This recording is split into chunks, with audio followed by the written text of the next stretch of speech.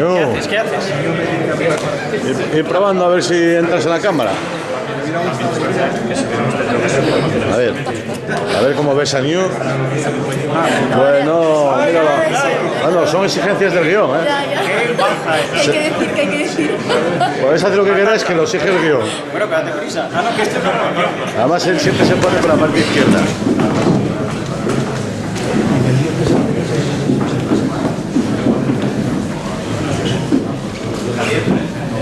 Ahí está Íñigo también.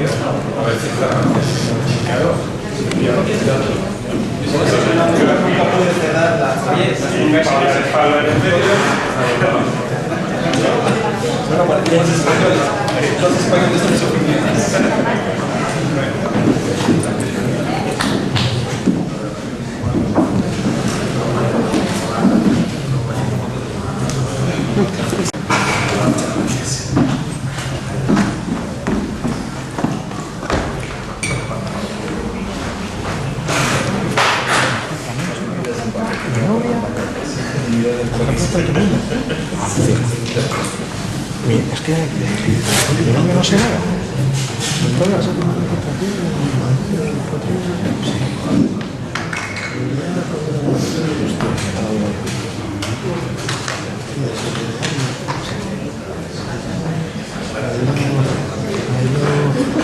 tardes, bienvenidos todos al Centro de Cultura Antiguo Instituto y muchas gracias por acudir a la convocatoria de este acto. En este centro es muy frecuente la presentación de libros, lo hacemos casi semanalmente, pero es bastante raro lo que haremos ahora, en esta tarde, que es presentarlos a pares, porque esta tarde damos la bienvenida simultáneamente a dos libros de dos autores. Los dos son de Gijón, ambos residentes fuera de nuestra ciudad y de nuestra región, uno en Madrid y el otro en Brasil. Ambos se mantienen, sin embargo, muy unidos a su tierra, a su villa natal, y están muy pendientes de ella. Son Rubén Figaredo Fernández, autor de El auge de la decadencia, otra historia del arte, y Antonio Íñiguez Escobar, autor de Palabra de Norman Royo. No voy a decir nada más de ellos, aunque tengo unas prolijas notas sobre quiénes son, lo que han hecho y lo que hacen, y no precisaré hacerlo porque para eso contamos con un presentador de lujo, que es el director del diario Comercio, Íñigo Noriega. Él, por supuesto, no necesita presentación, así que mi papel como anfitrión de este acto va a ser muy modesto y fácil. Como así lo han querido los autores, esta presentación va a consistir en una conversación distendida y amigable en la que, tras las presentaciones de Íñigo, estamos todos invitados a participar y que será dirigida, animada y aguijoneada por Paula Rojas. Paula es una joven muy polifacética, que es apasionada de la psicología, que además estudia en la Universidad de Oviedo. También le encantan el cine, el teatro, la música y la literatura. Se declara obsesionada con lo que el viento se llevó, con Nina Simone y con Janis Joplin. Le vuelve loca la naturaleza, colabora regularmente con el medio digital Periodismo Asturiano. Ha realizado estudios de interpretación escénica y colabora como modelo con diversos fotógrafos. Por lo tanto, contamos con los mejores ingredientes para degustar un plato cultural nutritivo, instructivo y divertido. Vamos a ello. Cedo, por tanto, la palabra en primer lugar a Íñigo Noriega, al que agradezco sinceramente su compañía y su participación. Muchas gracias. Buenas tardes. Bueno, estamos en un acto un poco extraño, ¿no? Sí, ya de mano, ¿no? Por el hecho de que se presenten juntos dos libros en los cuales yo no veo la relación. De hecho, me han dicho que acaban de conocerse los dos autores. Pero bueno, está bien, ¿no? Vamos a ver que sacamos el limpio, ¿no? En este rato, ¿no? Y también, de paso, nos lo pasamos un poco bien, ¿no? Tú has sacado el libro ya 1, 2, 3, 4, 5 libros. No, les digo a ustedes que Antonio, que nos acabamos de conocer también nosotros, a Rubén, si lo conozco un poco más. Bien, bien. Y me dice, toma, y me empieza a dar el libro. Digo, pues este no es el que tengo que presentar. Ah, no, perdona, toma este otro. No, pero si este tampoco. No, todos esos son los que me ha pegado un susto de muerte, pero bueno, que yo en realidad es este otro, el que iba a presentar, que acabo de tenerlo en mis manos ahora. El libro también. Bien, no, me lo he leído por PDF, un PDF. Son dos obras que se presentan juntas, distintas, totalmente distintas, que bueno, que es lo que se trata, ¿no? De ver que tienen una obra de autor de distinto de las demás. Eso en principio no es una cosa en sí misma negativa, pero bueno, también por esa cosa un poco de clasificar, uno tiende a buscar lo que tengan en común, ¿no? También que tienen en común estos dos autores que presentan sus obras juntos. Además de ser gijoneses, además de tratarse en principio de dos obras de no ficción, pero solo en principio. Y bueno, y lo que sí coinciden absolutamente es que son dos letraheridos, ¿no? Dos personas que viven la escritura como una expresión vital, como una necesidad, como algo que forma parte de sí y sin lo cual pues probablemente no serían ellos mismos. Si empezamos por el de Antonio Íñiguez, que el libro como tal lo acabo de tener ahora en mis manos, porque me lo pasó por las premuras y por las cuestiones estas de la urgencia, me lo pasó en PDF, y bueno, no se lee igual en PDF. La experiencia de lector es distinta, ¿no? Yo no tengo nada contra el libro digital, ni mucho menos. Estoy todo el día leyendo informes y papeles en el iPad, en el ordenador permanentemente, pero la lectura para mí requiere el libro en papel, requiere la experiencia de tener las hojas en las manos. Cuando Gutenberg hace más de 500 años inventó la imprenta, es cierto que lo importante no es el hecho de que los caracteres se impriman en un papel, no, el hecho es la experiencia de comunicación, que eso facilita más para bueno, cosas que le parecen a máximas, a sentencias y no las deje puestas. Y resaltaba el índice porque hay un afán clasificatorio, ¿no? Él intenta establecer un corpus de reflexiones que probablemente sean breves, debidas a su propia, además de las necesidades en sí mismas de expresarse de esta manera, a las necesidades de la vida, su trabajo de abogado, el tiempo que le permite, y después eso lo va armando y lo va colocando en un orden donde los elementos que se ponen que van clasificando los temas son asuntos bastante sencillos, son la amistad, el amor, sencillos y complejos, pero Dios, la envidia, la mediocridad, la política, la patria, los padres. Entonces él va poniendo todas esas reflexiones, esas ideas, una tras de otra. Y bueno, y ahí al principio empiezas a ver, me decía fuera antes, muchas gracias por venir a presentar el libro. De hecho, espera a ver lo que digo.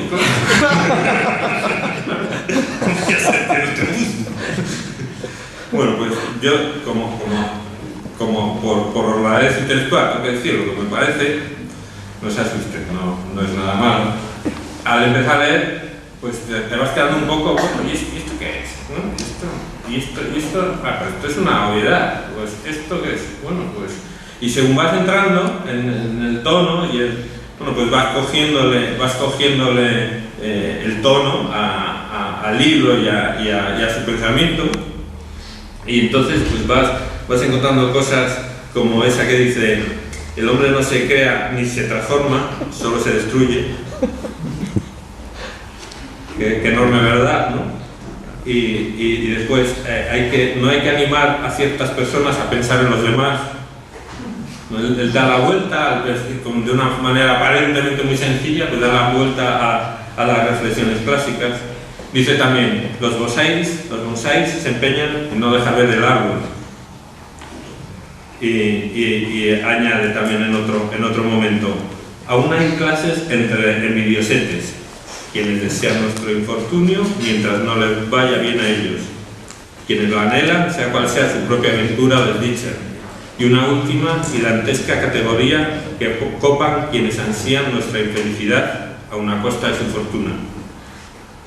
Pues otra gran verdad, ¿no?, que da para estar un rato dando vueltas a lo que dice. En otro momento dice: en la ruleta rusa de los reproches, el amargado carga todo el tambor. Es absolutamente visual, ¿no? Dice también: esperamos impacientes la gratitud ajena sin tomarnos ninguna prisa en agradecerla. También que debemos muchos amigos a nuestros defectos. También que debemos procurar que determinadas personas nunca sospechen que las necesitamos. O que un mal día dejamos de preguntar por qué. ¿Cuándo asentarás la cabeza? Cuando hagan sofás como los de antes.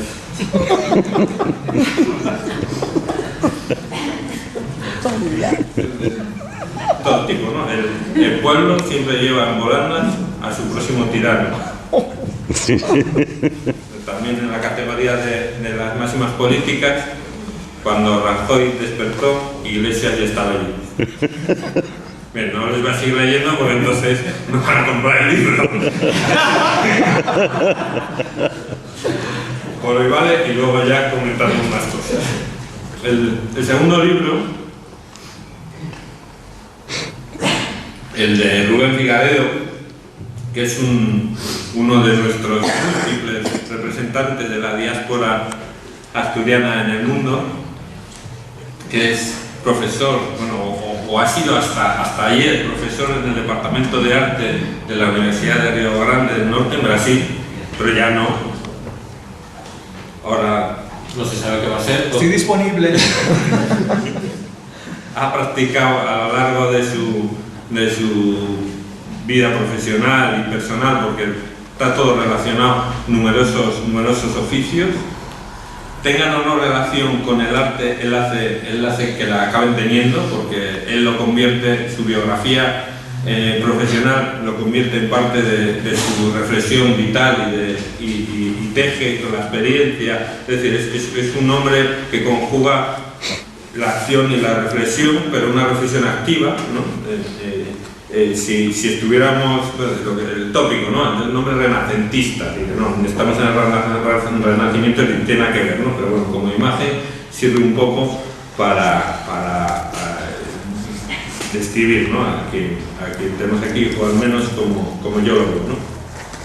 Tiene numerosas obras sobre la historia del arte, el patrimonio, la arquitectura, los viajes, la literatura y la alimentación. Es decir, todo, y eso se ve muy bien en el libro que presentamos, cómo toda su experiencia vital y todas sus lecturas y todos sus intereses, él los va encajando y todo va teniendo una forma unitaria o no, o dispersa, pero va todo encajando en ese magma que es un poco el ensayo, ¿no? Aquí también, digamos que por clasificar también, incluimos el libro de Rubén, El auge de la decadencia, otra historia del arte, en la categoría del ensayo.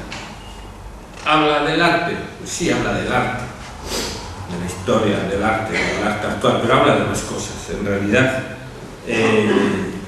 es un libro que se refiere, a mi modo de ver, fundamentalmente, él hace una descripción bastante amplia y desde muchos puntos de vista de la sociedad actual.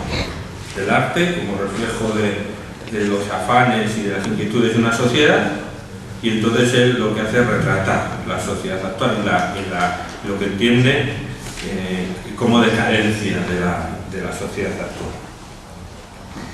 En esta obra, pues por ejemplo, trata de la banalización de la representación cultural. En un momento dado dice, pues, por sacar un párrafo, dice, un arte que incorpora objetos industriales, una música que se abre al silencio y al ruido, y una dramaturgia que renuncia al sentido, están prefigurando un arte ajeno a la cronología y a la disciplina técnica, ¿no? Es un poco esa conjunción de todos los elementos a su alcance, ¿no? El arte, como tal, decía, es un compañero del hombre y un reflejo de sus afanes, y por eso informa de la decadencia del pensamiento, a modo de ver, de Figarelo. Es un libro que en esta forma de ensayo va incorporando muchas reflexiones absolutamente desprejuiciadas y libres, y arremete contra muchos, tampoco arremete de una forma frontal, sino simplemente por el propio devenir del pensamiento va llegando a conclusiones en las que digamos que sustituye o critica la noción de progreso, dada la vulgarización y encanallamiento, ¿no?, de la condición humana. Habla de la huida del silencio y del vacío y de la necesidad del hombre de ocupar el espacio y el tiempo, aunque sea con discursos banales, ¿no?, que eso es algo que parece que está muy a la orden del día hoy mismo, lo que a su vez provoca esa atrofia del pensamiento, ¿no? Esos son algunos de los leitmotiv a partir de los que traza su reflexión, y por tanto, claro, subraya algunas de las trampas de la supuesta democratización de la cultura, porque la industria cultural es creadora y productora de una sensación de libertad, cuando en realidad está suministrando un bien de consumo. Toca un montón de aspectos que están absolutamente en boga, pero no de una manera digamos, ciñéndose a la actualidad inmediata, sino a una reflexión documentada y profunda sobre el derecho de copia, sobre la cosificación de la mujer y del hombre, por supuesto. Reflexiona sobre la representación pornográfica y con lo que traza un paralelismo con la representación artística. Habla. Seguimos charlando. Paso la palabra a Paula. No, yo.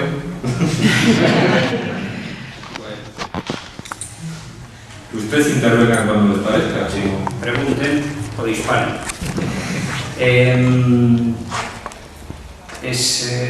Como siempre, es súper emocionante venir a mi casa otra vez. Siempre que hago la maleta digo, no me tengo que llevar las zapatillas de andar por casa porque estoy en mi casa. Y en tu casa siempre tienes las confortables zapatillas de andar por casa.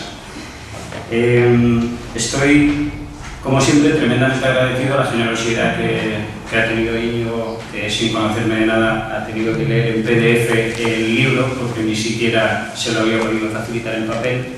Ha tenido la paciencia, ahora le he dado 4 más para rematarlo.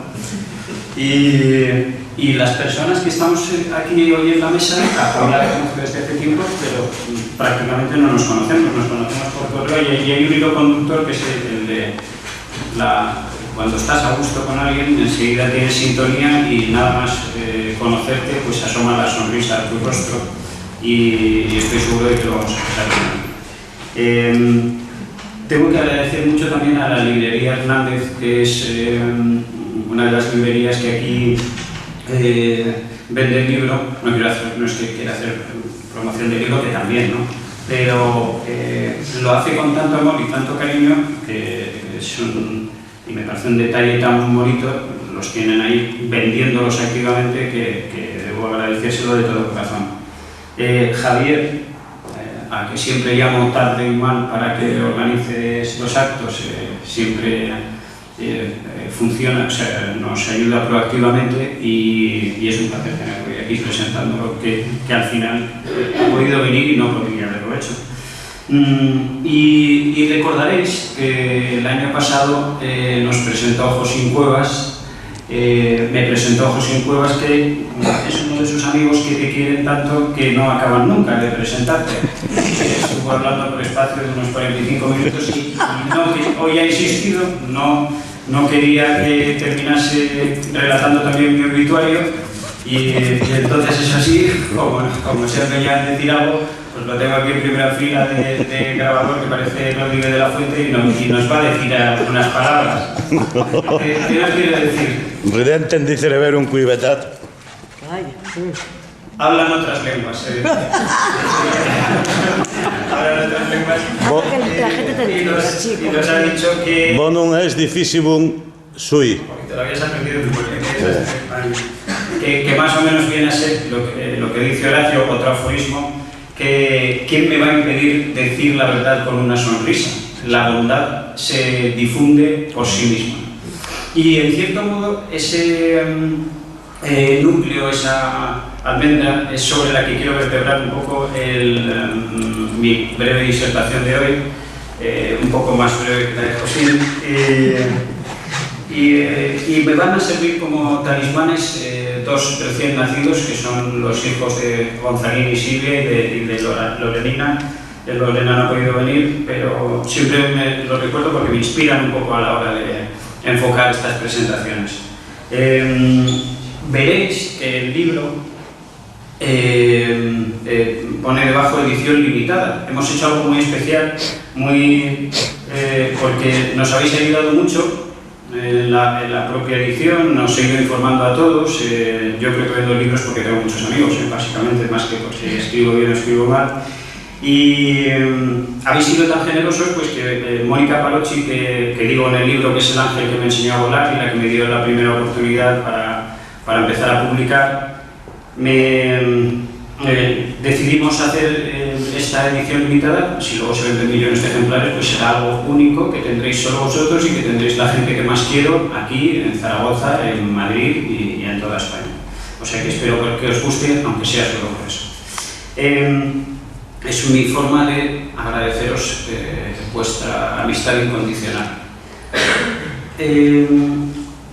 El discurso que quiero vertebrar lo quiero hacer sobre una idea que me ha venido rondando la cabeza durante todo el viaje que hice ayer hasta aquí.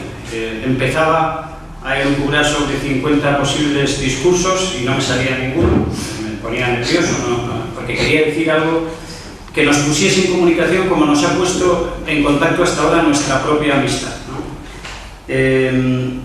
Y como Norman Roy y como hacedor de aforismos, que tiene toda la razón Íñigo, muchas veces pienso en eso, porque un aforismo es otra cosa, es un dato de la palabra, como decía Lázaro Carreter, es algo mucho más concreto, hay muchas reflexiones que no tienen nada que ver, y hay muchos escolios a un texto implícito, que es lo que decía mi maestro de aforismos, aparte de Senén, Guillermo Moira Valdés, por eso tengo el gen del aforista, que es mi querido tío y que tiene ya más de 30.000 aforismos compuestos, nada más y nada menos, y ahí sí que tira más de aforismos y greguerías, más en la línea de Gómez de la Serna.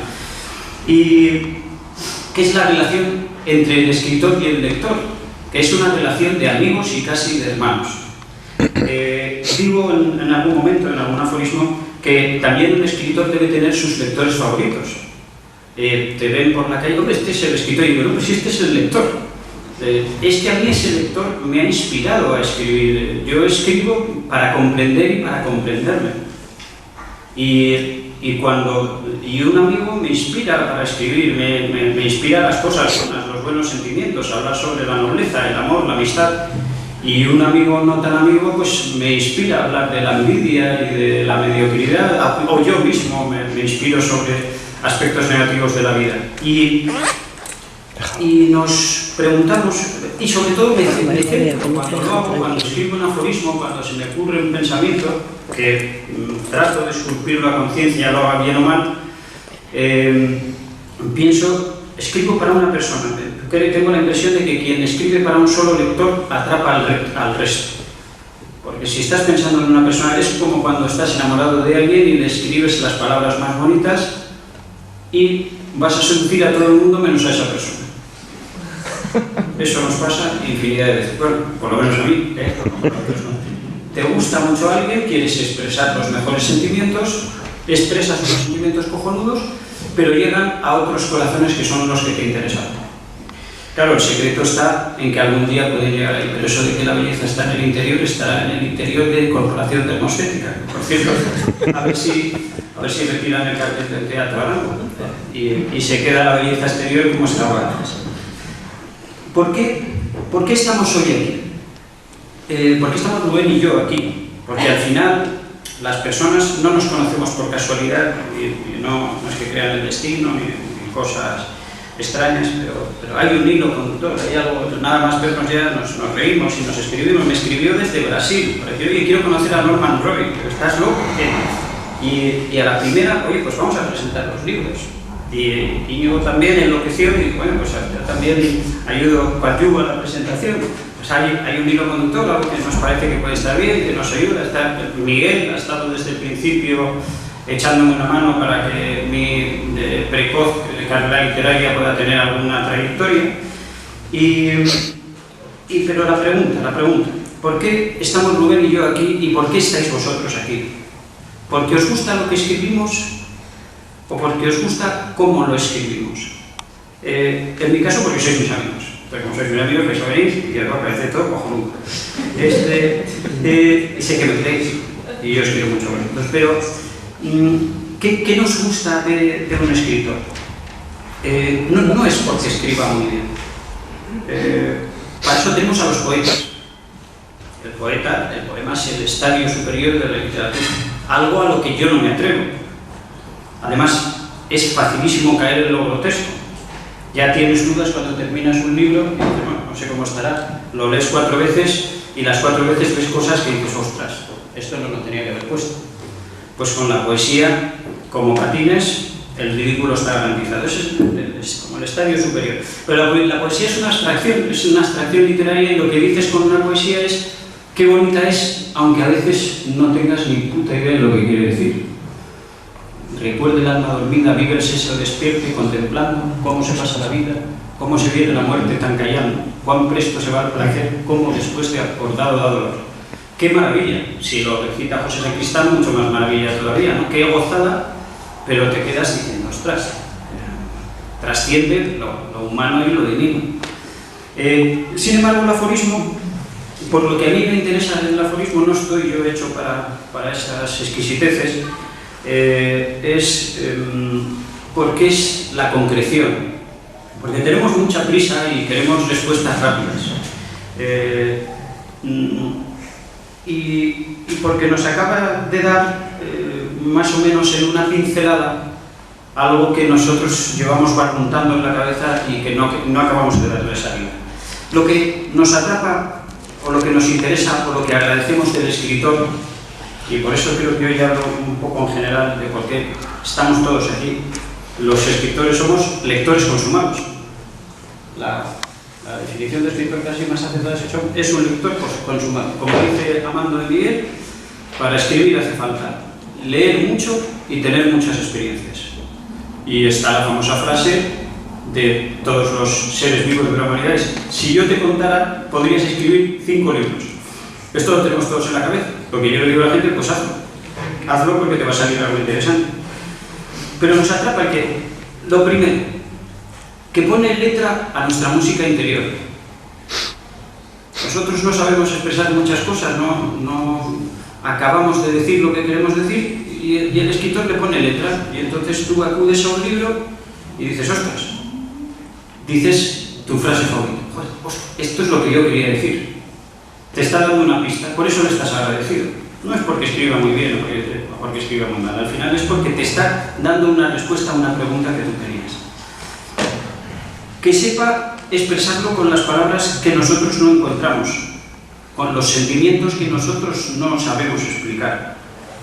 Que ponga blanco sobre negro nuestras emociones. Cuando te traslada la pasión, negro sobre blanco, ¿no? Es al revés, ¿no? Menudo aforista. Bueno, que nos haga exclamar, ostras, esto es lo que quería decir yo. Que les quite el polvo a nuestros pensamientos y los saque del desván del alma. Están a veces allí queriendo salir y no salen. Que nos dé las palabras que necesitamos para ligarnos a una chica o a un chico. Que nos revele las frases con las que reconciliarnos con un amigo. Porque ¿cuántas veces nos habrá pasado que queremos arreglar verdaderamente una relación conflictiva con un amigo o con otra persona cualquiera, y vamos decididos a hacerlo, y eso acaba como el rosario de la aurora? Y dices, bueno, pero si yo había venido aquí a arreglar el asunto, y acaba mucho peor. ¿Por qué acaba mucho peor? Porque no nos damos cuenta de la importancia de las palabras, no nos damos cuenta. Si nos diésemos cuenta, sabríamos pulsar, prestar atención a eso, y nos sería mucho más fácil relacionarnos con los demás.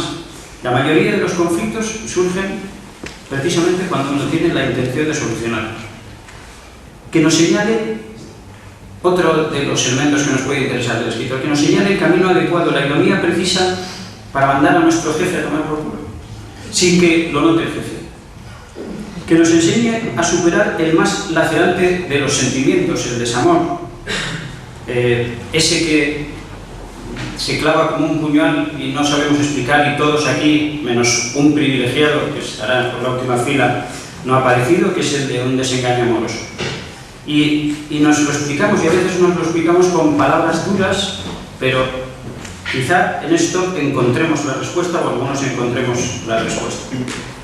Si deseamos sobrevivir cuando alguien que amamos nos abandona, debemos aparentar un inmóvil cadáver en pleno campo de batalla, y malheridos, erguirnos al anochecer sin ser vistos y desaparecer sin elevar reproche alguno, sin formularse preguntas estériles, sin atender a las frases hechas de saldo con las que pretenden en vano consolarnos, sin abandonarnos ansiosos en otros brazos, sin caer en la torpeza de creer que el mundo se ha confabulado contra nosotros. Es la hora sagrada del amor propio para batir el orgullo herido, de la verdadera dignidad, de dejarse azotar por el viento de los días sin mover un músculo, de aprobar la asignatura pendiente del sufrimiento, de preferir las escaleras al ascensor para estar solo, completamente solo, de levantarse aún más temprano con un puñal prendido del alma, de no descolgar el teléfono jamás, de acostarse muerto de sueño, de dolor y de cansancio, a sabiendas de que las noches ya no son para dormir. Y ese mismo invierno que nos parece interminable, donde creemos morir cada día, alumbra a los seres humanos más fuertes que habitan entre nosotros, aquellos que saben estar solos, que aprenden a conocerse, que comprenden y que olvidan porque aman. Nadie ese invierno existió a su alrededor y sin embargo acabaron entendiéndolo todo. Cuando dejan de amarnos, podemos empezar a amarnos. Que sobre todo nos enseñe a comprender y a comprendernos. Que nos ayude a retirar esas perchas vacías que tantos recuerdos nos traen en el armario, pero no solo del armario, sino del alma. Que nos dé las claves para descubrir quién de nosotros es un Judas, un desconfiado, un envidiosete, un mediocre o el peor de los seres humanos que por lo menos yo conozco, que es el informal, ese indeseable. Esa es la magia que envuelve el oficio de escribir. Como he comentado y comentaré siempre, escribes para comprender y para comprender. Y leéis para comprenderos y para comprender a los demás. Los libros son los mejores amigos desde que tenemos uso de razón, y casi todo empieza cuando tenemos 15 años y vivimos una tormenta interior permanente y no nos sirven las preguntas bien intencionadas y las respuestas más bien intencionadas que nos daban nuestros padres y que nos dan nuestros amigos, y buscamos otros caminos. ¿Y dónde encontramos las respuestas? ¿Dónde las encontré yo? En los libros, en la literatura. Cuando un escritor escribe la palabra precisa, transmite la emoción oportuna, provoca la pasión que teníamos dentro, enciende la ilusión que se apagó y alumbra el camino. Ese lector para que lo escribió se siente por fin reconfortado. Pero al final, como todos sentimos las mismas emociones, las mismas pasiones, las mismas filias y fobias, el escritor sabe que si se ha conseguido la gratitud de ese lector, va a hacerlo de otras personas. Cuando un lector me da las gracias, me dice que le gusta o le emociona lo que escribo, el que se emociona soy yo, porque no hay parto más doloroso que alumbrar la palabra precisa. Quizá detrás de esa palabra haya estado toda una vida. Cuando la encontré sentí una liberación tan grande que sabía que con la revelación de ese misterio cientos de almas semejantes experimentarían esa misma liberación. Y entonces es cuando me siento absoluta, final e inapelablemente feliz. ¿Por qué escribo entonces aforismos, o escolios, o reflexiones? Primero, porque como decía antes, la poesía es la abstracción pura, la belleza en grado supremo de la palabra, y el aforismo es la concreción absoluta. En una frase hay un mundo, hay una emoción, hay un sentimiento, hay una solución a un problema, hay una declaración de amor, una receta de médico que se entiende, la incorrección política, una forma de desnudar también al irónico. Porque con el aforismo, me comunico con el lector y cada vez que dice, ostras, esto es lo que quería decir, una sonrisa de mutua satisfacción asoma entre nosotros. Porque es el resultado de haber buceado sin oxígeno o haber hecho trapecismo sin red hasta las más abisales profundidades de cada alma que me rodea. Porque nada de lo humano es ajeno, y ese aforismo no es mío. Porque me permite comprender por qué la gente actúa de una manera y no de otra, por qué hacen las cosas y también porque me he dado cuenta de que casi nunca es para hacer daño. Porque me permite ponerme en el lugar de los demás, y esto es muy importante, pero con un matiz fundamental. Me pongo en el lugar de los demás, pero también me pongo en el lugar del otro con el punto de vista del otro, que es el punto al que nosotros no solemos llegar.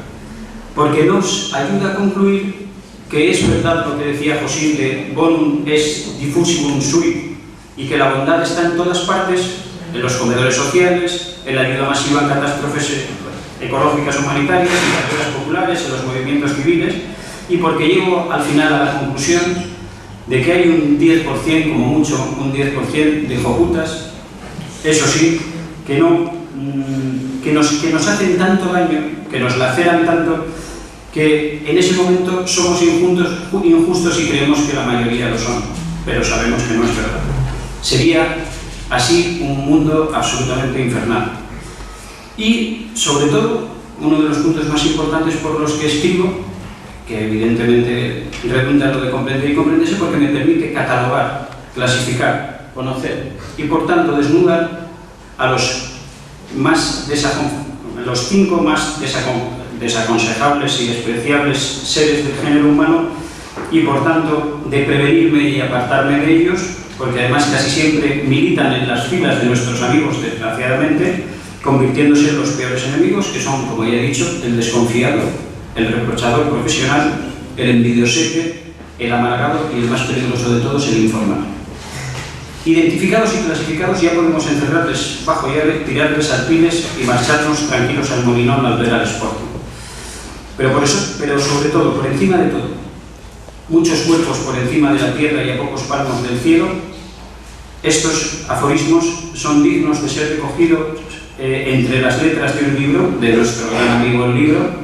Son aquellos que honran la amistad, que glosan el amor, que homenajean al rebelde a título individual, o aquellos civiles que se unen por una causa justa. A mis padres, que considero mi única patria, a Gijón, que es mi hogar, a Norma Roy, que es mi vida. Y he descubierto algo muy importante también, y tengo la impresión, para finalizar, que decisivo. Entrevero los aforismos con películas clásicas de todo tipo. No hay casi mención al cine de autor, porque pienso que las películas de cine de autor deberían habilitar la cadena perpetua del autor de las películas. Con perdón, no soy un purista, pero lo hago porque esas películas me hicieron muy feliz, desde Un gángster formidable hasta La leyenda del indomable, por ejemplo, y esas películas me hicieron tan feliz como vosotros me lo hacéis a mí, que me habéis ayudado tanto y me habéis seguido tanto y que me habéis querido tanto, y que sois como los libros que nunca me abandonan. Pero el aspecto decisivo que ha aparecido delante de mi desnudo es el siguiente. Cuando somos rebeldes y no revolucionarios, cuando pensamos por nosotros mismos, cuando seguimos nuestras propias convicciones y no pancartas con mensajes de chicha y no, cuando somos verdaderamente independientes y libres, es cuando podemos empezar a pensar a unirnos a los demás. Empezar, y que cuando lo hacemos como civiles, como seres humanos, como ciudadanos y no como miembros de un partido a merced de una ideología que de por sí nos aleja de otros hombres y peor aún nos enfrenta a ellos, o en nombre de una patria que nos pide verter nuestra sangre en vez de esa patria que son nuestros padres, por ejemplo, nuestros hermanos o quienes nos rodean, que hacen exactamente lo contrario, que es verter su sangre por nosotros. Es entonces al unirse de ese modo el hombre, el ser humano, vosotros que tanto habéis contribuido a que hoy esté aquí en mi casa, con las confortables zapatillas de andar por casa, entonces sí el ser humano es el prodigio más formidable que ha creado Dios, y entonces comprendemos con toda claridad que la compasión, la piedad y el perdón restablecen la armonía del mundo. Muchas gracias, querida familia.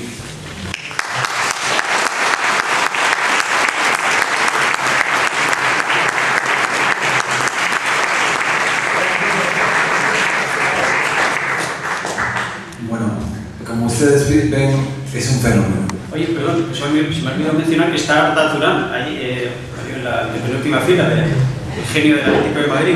¡Arda! No pasa nada.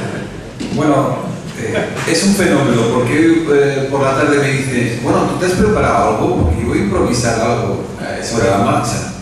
Ya lo ve. Es el típico pase negro que hace un supuesto amigo. Te doy mi palabra, ¿no? Que lo he hecho hace un cuarto de hora, ¿cómo? Llevas una hora hablando. Bueno, otra cosa otra pregunta que me asalta al hilo de tu intervención es, ¿quién te pudo haber dejado, mi niño, para que sufras así el abandono y te hagas el muerto en el campo de batalla del amor y hagas todas esas cosas tan poéticas? Aina. Porque la verdad es que no me cabe en la cabeza. Bueno, tenemos muchas cosas que celebrar. Entre otras, por ejemplo, que el agua del grifo es absolutamente bebible en Gijón. Empresa Municipal de Aguas. Si estuviéramos en Natal y quisiéramos analizar el agua del grifo, pues estaría llena de fosfatos y tendríamos un problema, vamos, a la larga o a la corta. Vivimos en un país y en un mundo absolutamente privilegiado. Entonces, yo que vengo desde otras latitudes, desde los trópicos, siempre intento decirle a quien me quiera escuchar que tenemos que ser felices, porque vivimos en un país rico y aunque las estemos pasando putas, hay una salida y posiblemente esté más cerca de lo que pensamos. Tenemos muchas cosas que celebrar porque aquí, donde se celebraron consejos de guerra durante la guerra civil, estamos presentando un libro en la era digital donde todo son bits y todo es una pantalla en el que estamos colgados y dejándonos la vista, y celebramos el papel, celebramos la materialidad de algo que se puede tocar, que lo podemos legar a nuestros hijos si los tenemos, etcétera, etcétera.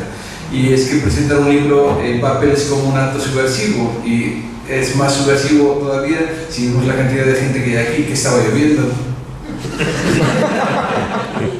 No, es que la verdad es que bueno, tengo que contar, aunque sea mínimamente, cómo fue que conocí yo a Antonio Íñiguez, y fue gracias a un señor que está aquí delante en la primera fila, Daniel Treviño, que es más una anécdota que nos dice lo sabio que es ir a las sidrerías a tomar sidra.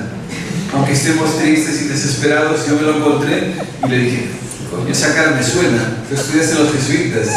Bueno, seguramente que lo estudiaste todos al final, no como a mí que me expulsaron. Y sí, efectivamente, él es un señor ingeniero y yo soy un buscavidas, como mi director acaba de decir, pero bueno, honesto dentro de lo que cabe. Y entonces, él, cuando estuvimos hablando, él me contó una peripecia personal de él que me emocionó muchísimo, cómo había vencido a la enfermedad, y inmediatamente cogió el teléfono, ese que nos puede separar de los otros porque estamos mirando la pantalla en vez de mirar los ojos que tenemos enfrente, y llamó a este caballero diciendo: acepta como amigo a Rubén Figueredo. Imperativo, agrégalo. Entonces él me agregó, y de esa anécdota fue creándose una bola, nos hicimos una bola, y estamos ahora mismo, pues, como pareja, de hecho, presentando unos libros que no tienen nada que ver, pero que tienen una cosa muy importante que ver, que es el interés por el humano, por lo humano, por lo palpitante y sobre todo por el ansia de libertad. Porque tanto él como yo somos descreídos de las ideologías, lo expresamos de diferentes maneras, y yo creo que las ideologías nos separan. Yo siempre digo lo mismo, que lo que más une a los hombres no es la identidad de pensamiento, sino la consanguinidad de espíritu, que es una frase que pronunció Proust. Y el caso es que yo siempre intento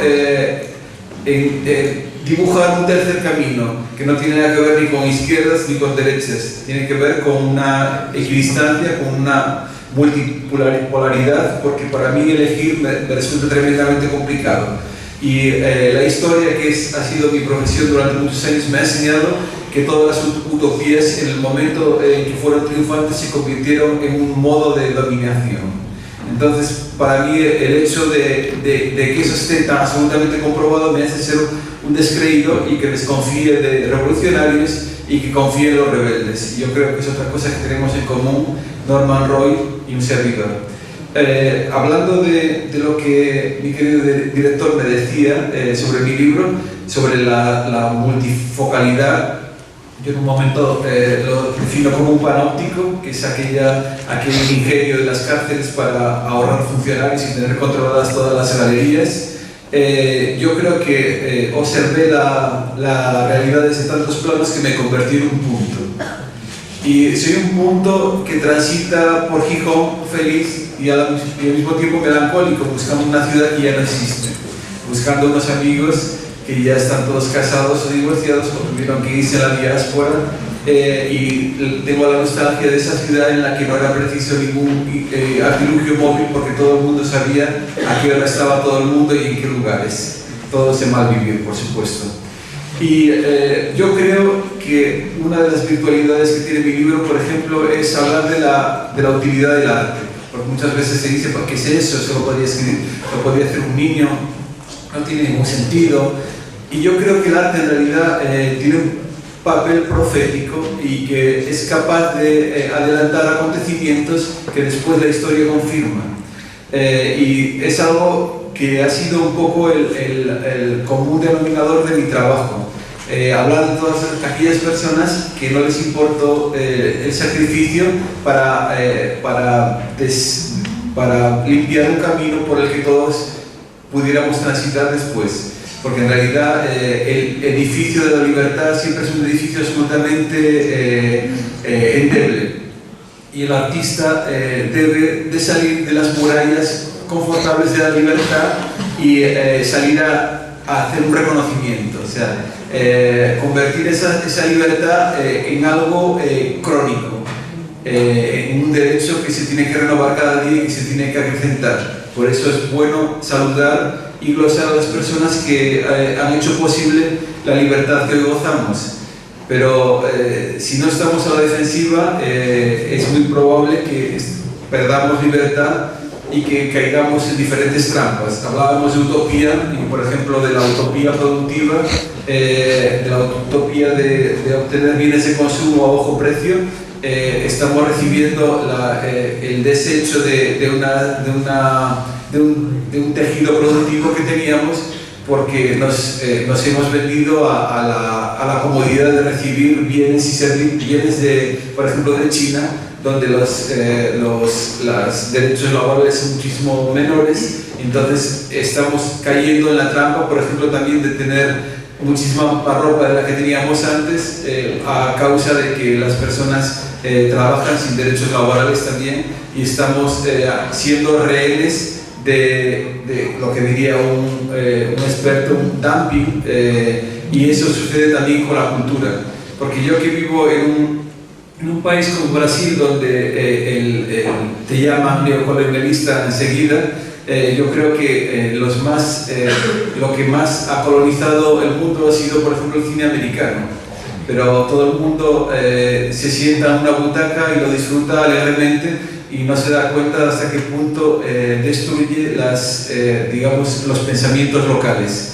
Y es curioso que después de esa idea de salir al mundo y de abrirse al mundo, nos demos cuenta de que en realidad la porción que garantiza nuestra libertad es la de nuestro pequeño terruño. Esa idea de permanecer irreductibles en lo que son nuestras cosas es lo que nos puede permitir seguir siendo libres, teniendo nuestra propia identidad. El problema que tenemos los asturianos es que nuestra identidad es absolutamente amigable y que aceptamos a todo el mundo que viene, pero no podemos olvidar que tenemos que cuidar esa identidad y que tenemos que olvidarnos de las diferencias, y es algo que es bastante complicado cuando uno trabaja para una maquinaria que intenta que tú hables sobre todo de las cosas que te diferencian, porque quien fabrica un discurso de víctima obtiene unos réditos. Estamos en un momento en que parecemos competir para ver quién es el más víctima de todos y quién está peor. Y en ese lamento, digamos, repetido, va pasando el tiempo en la inactividad. Por eso yo siempre animo a las personas que si aquí no hay futuro, hay que salir fuera e intentar volver, si eso es posible. Bueno, hay textos que construyen y otros que destruyen. Yo creo que mi libro intenta destruir algunos tópicos sobre la inutilidad del arte, sobre la dificultad en entender el arte contemporáneo, porque en realidad es como hablar del chino. El hecho de que no sepamos chino no quiere decir que no sea una lengua que no existe. Y un poco, digamos que con respecto a otras obras mías, esto es un canto más de la experiencia. Los anteriores eran un canto de la juventud y por eso tienen un toque también un poco pesimista, un toque un poco nostálgico de esos tiempos, digamos, más sencillos y menos tecnológicos, donde parecía que todo era posible y te das cuenta según pasa el tiempo de que probablemente no vayas a ver esa era de acuario con la que soñábamos cuando nos vestíamos en la trapería del llano y salíamos vestidos de colores y íbamos a tomar el sol a la punta del Equerique.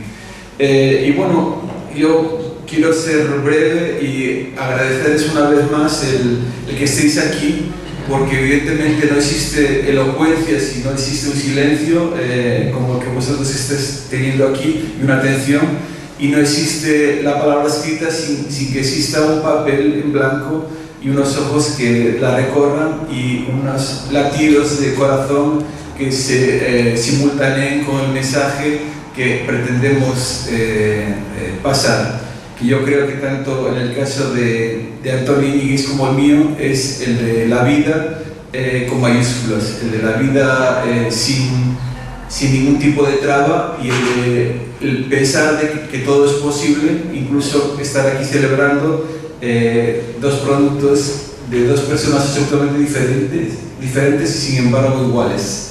Muchas gracias.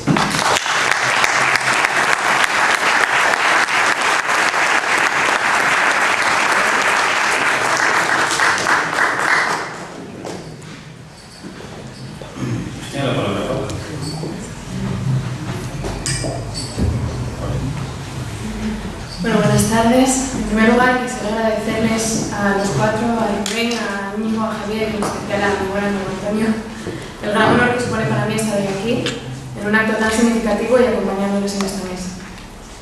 Me conmueve de forma especial poder participar en esto, por la amistad que une Antonio y sobre todo por el respeto y la admiración que profeso a estos dos autores y su buen hacer. Estamos ante dos obras que son un verdadero canto a la vida, al arte, que también es vida, y al poder de la palabra y su valor como elemento transformador del mundo. Antonio, he de decir que cuando me llamaste para participar en esto, lo primero que sentí fue pánico. No las tenía todas conmigo, pero entonces me contaste cómo habías enfocado esta palabra de Norman Roy, las referencias al cine clásico y que la primera película mencionada era Un máster para un milagro. Película que, como bien sabes, es muy especial para mí y tiene un significado peculiar. Pues una de las primeras cosas que te dije cuando nos conocimos fue cuánto me recordaba a Willis Ford. Así pues, aquí estoy, emocionada y pensando en esas palabras que fueron titular de la entrevista y ahora protagonistas de tu nuevo libro, y es que, como dice Norman Roy, hay que morir de un ataque de duda. Si esta fructífera amistad sigue evolucionando como lo ha hecho, tal vez llegue el día en que pueda sentarme a escribir conversaciones con Norman Roy, como hiciera Cooper Pritchard con Oscar Wilde, otro iconoclasta como tú, al que también adoro. Después de esa entrevista que hicimos a raíz de tus primeras publicaciones, no quiero dejarme otra cuestión en el tintero, y es ¿cómo surge la idea de agrupar estos nuevos aforismos en torno a títulos de cine? Me consta que el cine significa mucho para ti, pero ¿qué supone el séptimo arte para Norman Roy? Pues desde Cantinflas, absolutamente todo.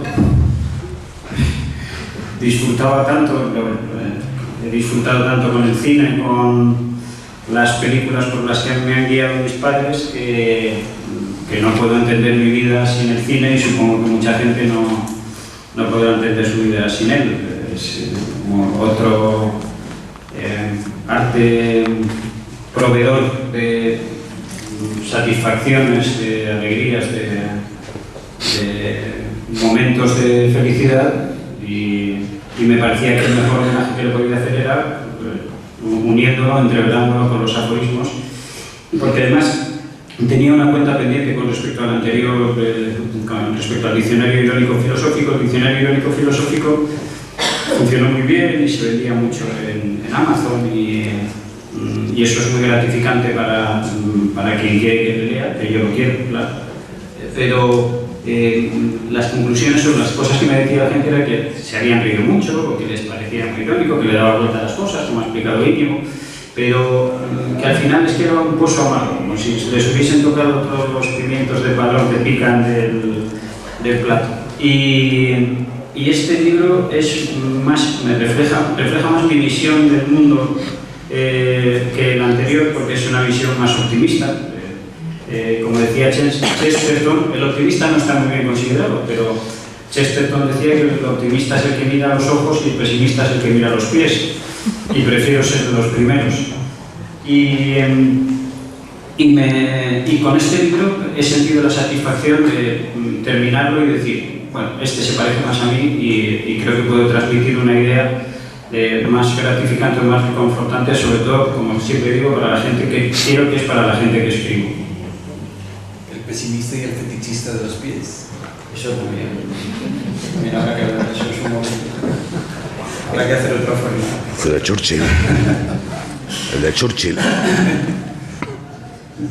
Pues ya que has tenido bien describirme como la implacable Paula Roces, voy a intentar ponerte contra las cuerdas y pedirte que nos obsequies con un nuevo aforismo de un título que eché de menos en este último libro, que fueron, bueno, en realidad son dos: Duelo al Sol y Pulp Fiction. Bueno, nuevos no, porque yo soy muy malo y necesito mucho tiempo para pensarlos. Te digo algunos de los que tengo. Duelo al Sol, luchar contra los poderosos y seréis poderosos. Y tampoco debe tener mucho que... Es un pecado, pero esa película todavía no la he visto. He visto trozos. La de... yo lo clasifico por actores. Gregory Peck y Shirley Jones, que están alucinantes, pero pienso en eso. Me lo imagino con el título: Duelo al Sol. Luchar contra los poderosos y seréis poderosos. ¿Y de Pulp Fiction? Pulp Fiction. Pues las chicas buenas van al cielo y las malas a por Pregúntenle ustedes qué le pasa, que debe tener enamorado y no correspondido, porque algo hay. ¿Cómo? Antonio, estás muy enamorado y no correspondido, se te nota la mirada. No, que está enamorado de aquí. Te lo digo yo. ¿Estás enamorado de la vida? Sí. Bueno. Muy bien, ¿no? Ya está. ¿Contestado bien? Te puse nervioso, tranquilo, que yo no banco. Claro. Y bueno, aquí Rubén no he tenido el privilegio de conocerte como Antonio, sin embargo, con todo lo que he escuchado y sobre todo he leído sobre ti, me basta y me sobra para tenerte gran admiración y respeto. Por mi parte ya están de más las presentaciones, pero no las preguntas. Bien, en el libro del que hablamos hoy, El auge de la decadencia, otra historia del arte, defiendes en cierto punto la tesis arriesgada de que tanto arte como amor pueden ser innecesarios. ¿Cómo puede explicar eso a un amante del arte? Bueno, también yo creo que aquí que detrás de esa frase hay otro corazón herido. Madre mía. Evidentemente. Madre mía, qué dramones, qué dramones. Recogiendo el guante de aquí el amable cinegrafista, pues con posibilis. Y Qué drama, macho. yo no podía decir que una mujer, que conocí a una mujer que marcó mi vida, con la cual podría pasar el resto de mi vida. Yo podría decir que conocí varias mujeres que respondían a ese perfil, y ese es el problema de la proliferación, del que también hablo en el libro. Es como cuando uno va es convidado a una maravillosa comida y ve tanta comida que se le quita el apetito. Entonces, el amor, yo me refiero a ese amor tontorrón, a ese amor adrenalínico, que cuando se retira esa adrenalina uno dice: Dios mío, ¿qué pasa? Decía el denostado Pedro Ruiz que que el amor es lo que queda cuando el sexo ya no importa. Y entonces, ¿qué hacemos cuando esa adrenalina ya no la sentimos con la pareja que hemos escogido? Pues tenemos un problema, y el hombre es un ser muy distraído. Da igual que uses gafas de sol, que una mujer avisada te detecta cuando atisbas a izquierda y a derecha y al centro, y entonces por eso digo que el amor es un engorro, porque tiene muchísimo de sufrimiento, y yo creo que la superación de ese enamoramiento tontorrón es fruto de la madurez, es uno de los frutos, digamos, más apetecibles de la madurez, descartar ese amor que es un sufrimiento, que te hace sufrir. Aunque también bienvenido al sufrimiento de vez en cuando. Exactamente. Madre, qué dramón, yo marcho. Qué dramones, no hables de amor. No mates, que las bebidas están abiertas hasta más tarde. Qué malos sois. Qué malos sois. Bien, retratas además una sociedad hipócrita cuyos individuos albergan un vacío existencial que la ilusión de bienestar no es capaz de disipar. Y yo te quería pedir que nos explicaras un poquito más esto y si pudieras ejemplificarlo. Bueno, no quiero señalar a nadie. Bueno, me pondré exactamente en mi caso, que es el que mejor conozco. Cuando los bienes materiales no te satisfacen. Yo me acuerdo cuando era un chavalete que ahorré para comprar mi primer bajo y tenía un bajo y punto. Y ahora tengo 5 y no toco. Es un poco esa vuelta a la proliferación, esa idea de acumular libros, de acumular instrumentos, de acumular experiencias, de ver el mundo detrás de un ojo óptico en vez de palparlo, en vez de sentir el crepitar del grijo cuando caminamos. Y esa idea de tener en vez de ser. Y eso nace también con el mundo de Norman Roy, esa persona que fija en la idea de un estatus y que lo mantiene para agradar a personas que en realidad no le importan, a personas como sus vecinos, por ejemplo. Y esa idea de que alguien, por ejemplo, no puede bajar de nivel, cuando en realidad a lo mejor lo que está necesitando es hacer una revisión general de su vida y dejar de ser, porque claro, el ser no deja de ser una cárcel, como decía Agustín García Calvo, y Shakespeare ya también lo anunciaba, esa famosa frase de ser o no ser, que muchas veces hay muchísima gente que la repite maquinalmente, pero que es la madre del cordero. En realidad, a veces necesitamos deshacernos de gran parte de nuestro ser para ser felices, aligerarnos de equipaje, como decía el poeta. Yo ahora mismo, por ejemplo, tengo 2 casas y me sobran las 2. Así de claro. Pues regáleme una, yo conforme, y regáleme una, la mitad. Porfi. Pero no lo digo por nada, lo digo como un ejemplo, porque me parece más honrado colocarme yo como chivo expiatorio, como sacer, como diría el latinista. Esa idea de acumulación, la acumulación que nos convierte en cada vez más egoístas, porque siempre queremos lo último, lo nuevo, queremos estar a la última y no renunciamos porque todo nos empuja hacia ahí.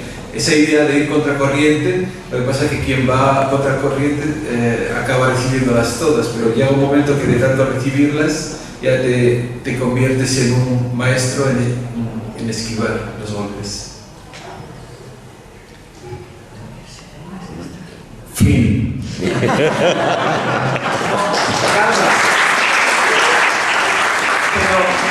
yo creo que lo máximo práctico son 9:30. No sé si tendríamos 5 minutos o 10 minutos para contestar alguna pregunta del público, si tienen a alguien preguntarnos algo, porque para que ustedes se queden en paz. Perdón, yo más que preguntar voy a decir una cosa con respecto a esta frasecilla de luchar contra los poderosos y os volveréis poderosos. Es imposible. Bueno, en mi experiencia, si luchas contra los poderosos, tienes suerte si te dejan vivo. Porque ya lo decía Edward Said, ese que vive de su intelecto, perdona. Those who go around living on the internet o go around telling the truth, sooner or later they get hit. O sea que más tarde, más temprano, se los cargan. O sea que eso de luchar contra los poderosos tiene que ser en un grupo y en un grupo muy grande, no a un nivel así de individual. Y lo sé, sé lo que estoy hablando. Una persona no puede luchar contra los poderosos. Ninguna Sí. ni mucha. A ver, Imposible. Norma, disculpa, aunque era para ti, a mí me Sí, está... era para él, sí. Yo lo sé, pero... A ver, entre una buena pareja, de hecho, a veces uno le tiene que quitar la palabra a otro. Hay una frase que me está quemando la lengua. Decía, no sé si decía Platón, que no tiene ningún mérito, no tiene nada de grande ser cociado por un burro, pero tiene algo de mérito ser devorado por un león. Entonces yo soy de los que prefiere la épica, la estética de la épica, al hecho de morir cociado por un burro en un asilo babándome, con perdón de todos nuestros viejecillos. Sí, bueno, sí, precisamente eso. Si por desgracia empiezas a luchar cuando eres joven y te destrozan la vida, es una vida muy larga cuando tienes la vida destrozada. Yo creo que más bien sería animar a las personas mayores, los que están jubilados o no sé, los que lo tienen ya todo solucionado, que a lo mejor ellos son los que tienen que luchar. No sé, digo yo. Bueno, ya hablaremos de esto. Bueno, yo creo que cada solución trae consigo 3 problemas diferentes. Entonces, yo me río mucho de la gente esa que tiene la vida solucionada. ¡Qué tedio! ¡Qué tedio tener la vida solucionada! Gracias, Es para la conciencia. No, se me había olvidado eso precisamente. Cada uno de los aforismos, cuando yo hablo con la gente que los lee, a unos les gustan unos y a otros completamente distintos, y en unos están completamente de acuerdo y otros... No es que me guste o me disguste, es que estoy hablando de mi experiencia. Claro, pero lo acaba de decir. Cada una de las respuestas abre 3 o 4 preguntas nuevas, y si no las abriese, preocupante, habríamos muerto. Las abre. También digo que sin sumisos no habría déspotas. Hay que luchar, no hay que resignarse.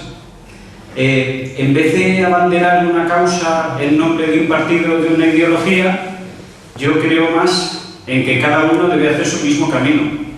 Porque entonces aquí estaría vendiendo otra patria, estaría vendiendo otra ideología, estaría vendiéndome a mí. Y yo lo que digo es que cada uno de nosotros tiene que pensar y es el momento adecuado en España. También digo, no votéis y no seréis sojuzgados. No estamos contentos con ninguno. Y cuando sale uno, lo primero que decimos es como los otros. Y enseguida le pillamos en un renuncio. Y además tenemos ya el prejuicio negativo, si es que puede haber prejuicios positivos, bueno, también hay de pensar que el siguiente va a hacer lo mismo que el anterior. Es un problema de desconfianza. Uno de los 4 o 5 tipos humanos que he descrito como nocivos, porque al final caemos en esa misma trampa. Y al final lo que tendríamos que hacer es rebelarnos civilmente. He insistido en ese aspecto, como civiles, como ciudadanos, como personas, como seres humanos. Y no hay nada de eso detrás de una bandera. Lo siento. Podría creer en eso si fuese islandés, pero aquí no hay islandeses. Pero subiendo un poco más, tirando un poco más de la cinta, ya que estamos con periodistas. Si queremos una revolución sin sangre, porque ya se ha muerto bastante gente y se suicida más de 1 millón de personas al año en el mundo, y esto es una vergüenza, porque encima de que la gente se está suicidando a todo trago, están diciendo que no tiene que ver nada con la crisis, y sí tiene que ver con que suena el teléfono y no tienes dinero y te van a echar de casa y llega la policía, y los que no han sido desahuciados, por el amor de Dios, que vean esos programas de la televisión y que se pongan en su puesto.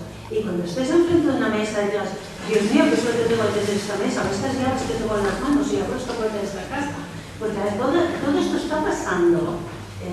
Y son los periodistas, son los intelectuales, son los grandes académicos, son los humanistas los que tienen que hacerse cargo por 4 artistas que se tienen ahora un acuerdo político no va a solucionar este país, tiene que ser mucho más. Es un gran esfuerzo que hay que hacer de parte de todos, y los periódicos, que vamos a aprovechar que estamos aquí, los periódicos tienen una tarea muy grande en este momento. Tienen que, si los periodistas no se deciden a decir las cosas que se tienen que decir, la página de cartas pues tiene que aumentar, tiene que doblarse. El Daily Mail pone 2 páginas de cartas cada día, todos los días 2 páginas, y muchas páginas sobre esto, que dicen, pues los hospitales, los deportes, no me llega la pensión, todo eso que influye a las pensiones. Perdone, que me he explicado demasiado. No, quiero decir dos palabrillas. Una cosa muy interesante con respecto a la mesa. Valorizar las cosas de nuestro día a día. Por ejemplo, en los monasterios Zen, cuando a alguien le toca la cocina y desperdicia un solo grano de arroz, es castigado. Y yo tengo la misma política. Las personas que deben comer piensan que soy un glotón, pero en realidad yo aprovecho cada grano de arroz, porque pienso que cada grano de arroz de alguna manera es santo. Y claro, eso lo dices a las personas y dicen, este tío está loco. Es mucho más bonito hablar de Venezuela. Entonces es lo que estamos.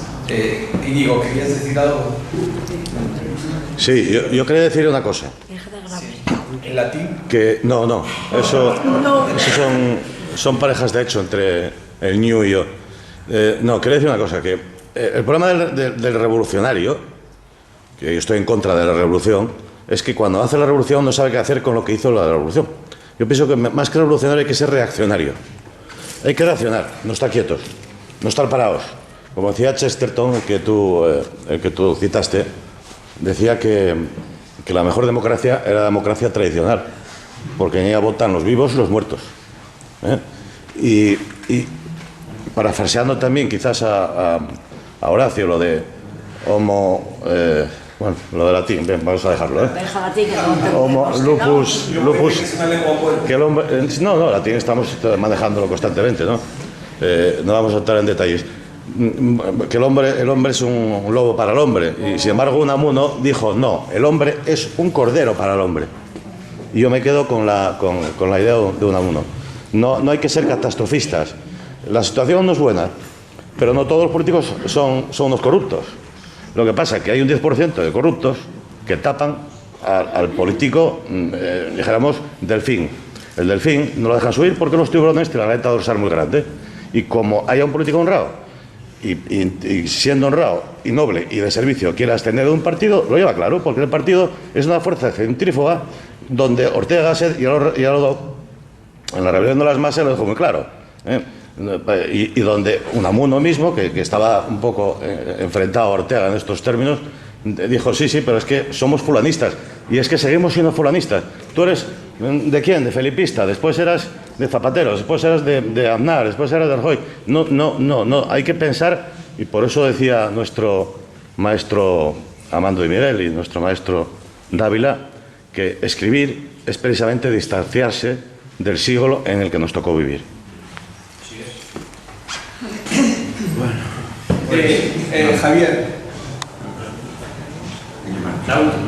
No, tú habías pedido la palabra, Javier Corvilán. Sí. A Juan, perdona. No digo nada, marcho. Mal oído. No te preocupes, te quiero. Juan, dos cuestiones de lo que se habla, ¿verdad? Yo pienso que...